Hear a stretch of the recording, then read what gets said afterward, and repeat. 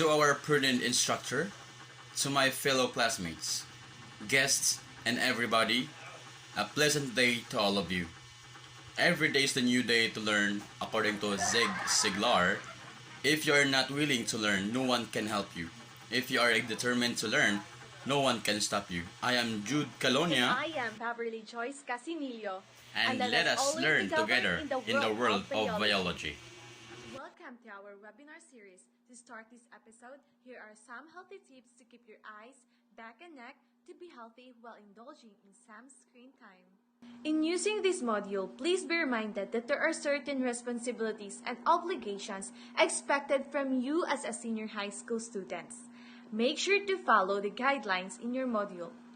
First, read and understand the contents of the module. Second, answer the questions clearly and comprehensively. Third, refrain from copying and pasting contents without acknowledging the source or the reference. Submit quality outputs. And manage your time wisely. Lastly, please practice safety precautions in performing experiments. And let's have a home-based experiment on how vital water is to cell growth. Be ready of the materials needed in conducting the experiment. Prepare 3 bowls, water, salt, and 3 slices of potatoes. Follow the direction indicated in your module. As you do the activity, answer this question. What do you think will happen to the potato in your experiment? Write your answers in your science activity notebook. While you're done with the experiment, write the results in your science activity notebook and explain what happened to the potato in your experiment. After explaining the result, please have a conclusion on what you have observed from the experiment you have conducted.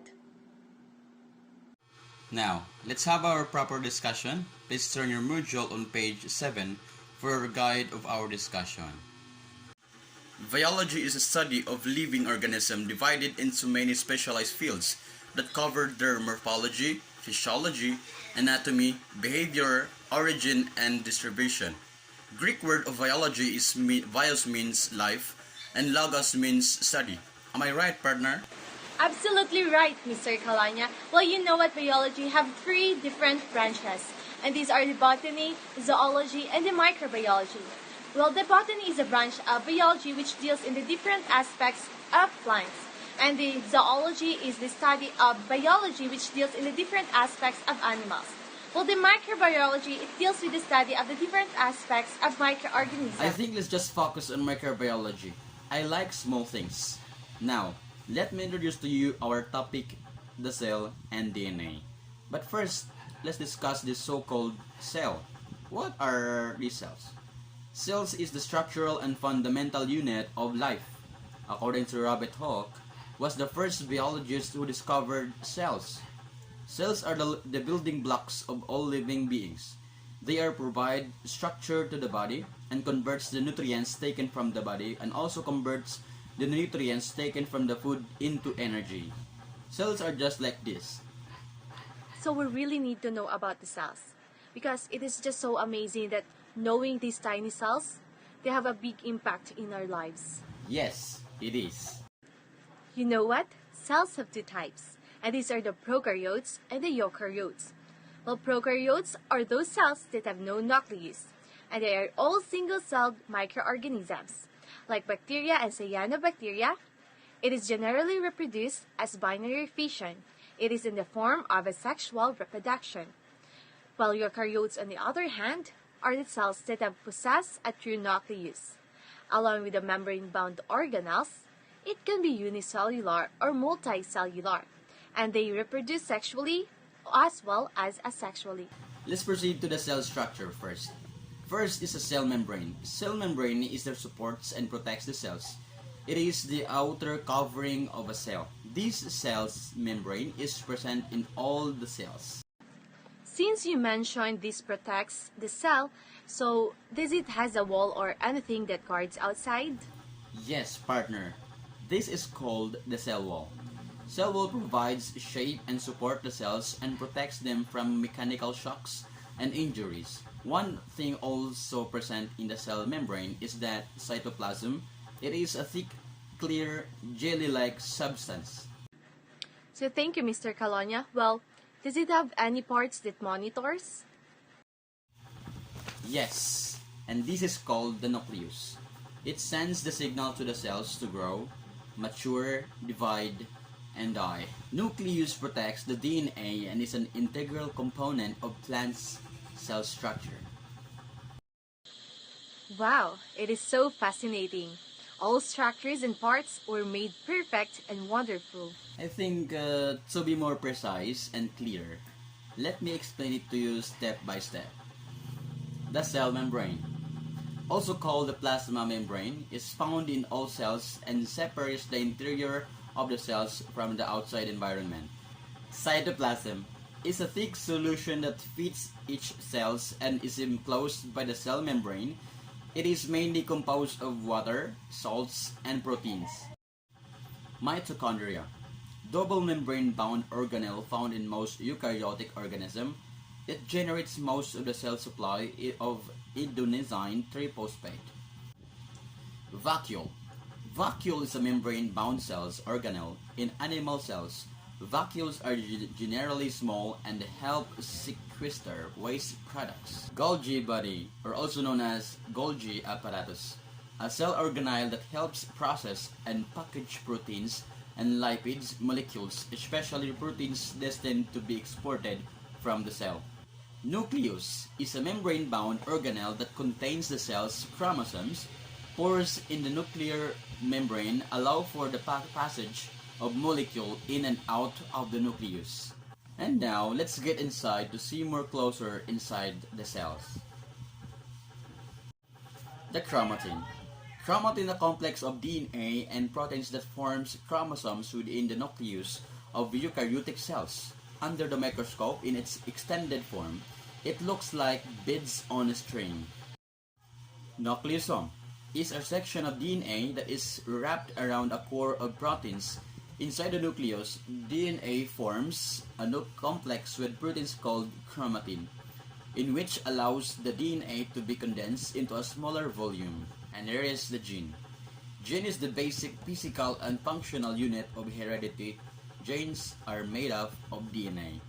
DNA, or deoxyribonucleic acid, is a molecule composed of two polynucleotide chains that coil around each other to form a double helix carrying genetic instruction for development, functioning, growth, and reproduction of all known organisms and many viruses. Double helix refers to the structure formed by double-stranded molecules of nucleic acid such as DNA.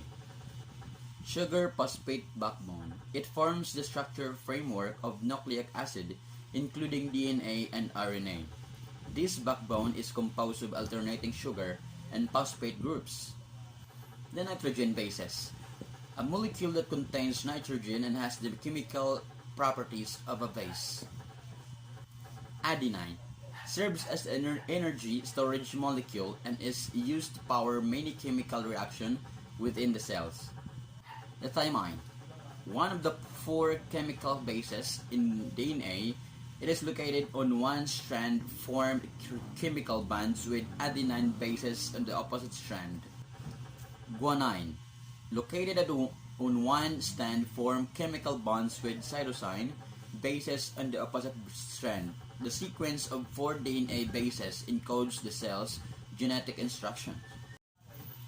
Cytosine. It is a pyrimidine derivative with a heterocyclic aromatic ring and two substituents attached. And lastly, the nucleotide. It is the basic building blocks of nucleic acid. RNA and DNA are polymers made of long chains of nucleotide. It consists of a sugar molecule attached to a phosphate group and nitrogen-containing base. To know more about cell and DNA, let's know it by doing an activity. Learners, please turn your modules on page 20.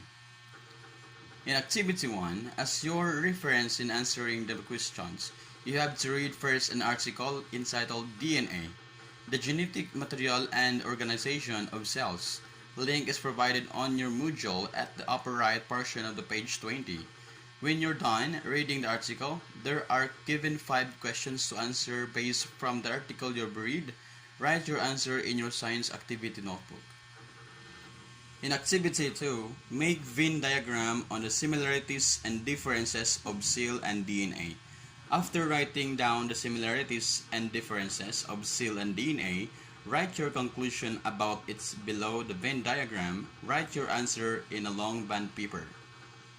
In continuation to our discussion, Moreover, DNA has different functions. Well, DNA is the genetic material in most organisms, right?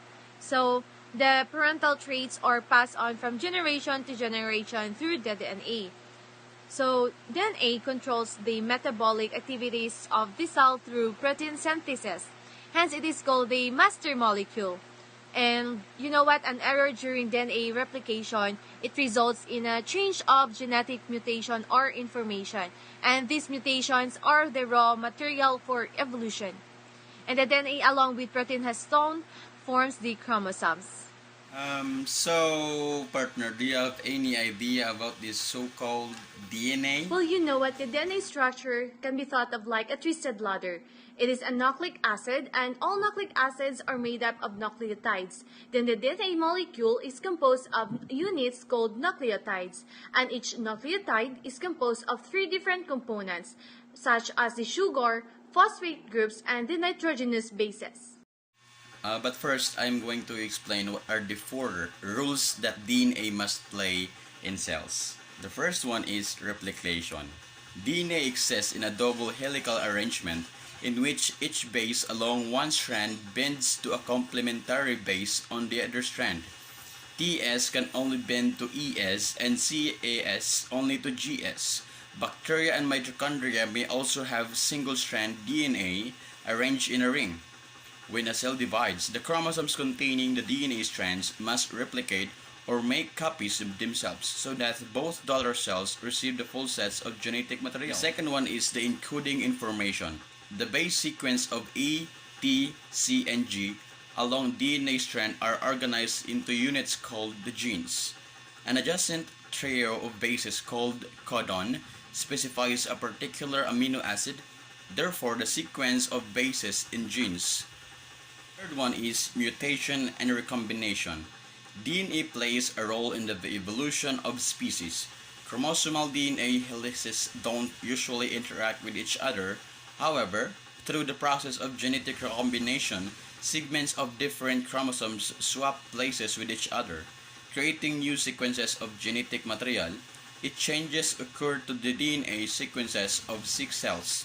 The changes can be inherited by next generation. The fourth one is the gene expression.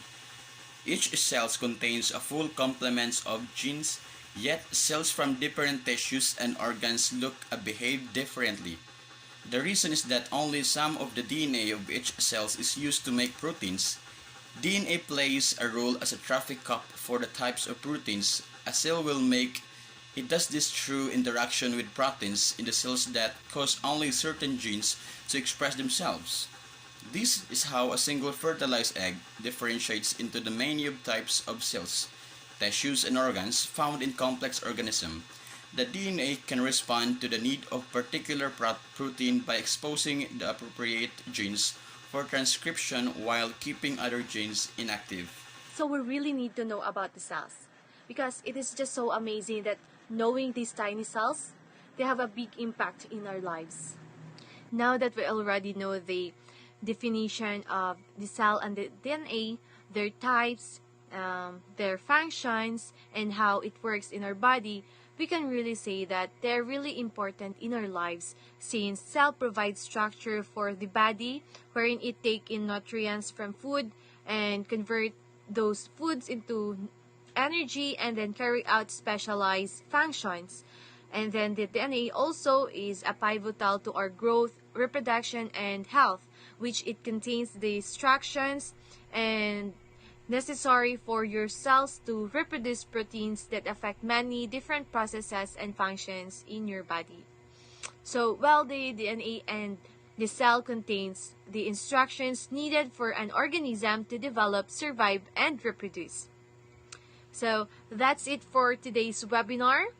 Hope you have learned a lot from our discussion. And that would be our discussion for today. And hopefully you have learned something, and you have a lot of knowledge imparted, or what we have called this learned this afternoon. And thank you so much to those who listen very well, and also especially of our instructor right this afternoon. And thank you so much for having me here as your instructor, and also with my partner Beverly Casanillo. And if you have comments, kindly write it down and send to my Gmail account right here. And also I will leaving my Facebook account enabled for us to communicate. If you have something to clarify, or even to message, or something that makes you more uncomfortable with our report, just leave a message right there. Thank you so much. I'm your reporter this day. I'm Judy Calonia, and thank you so much, and God bless and happy listening.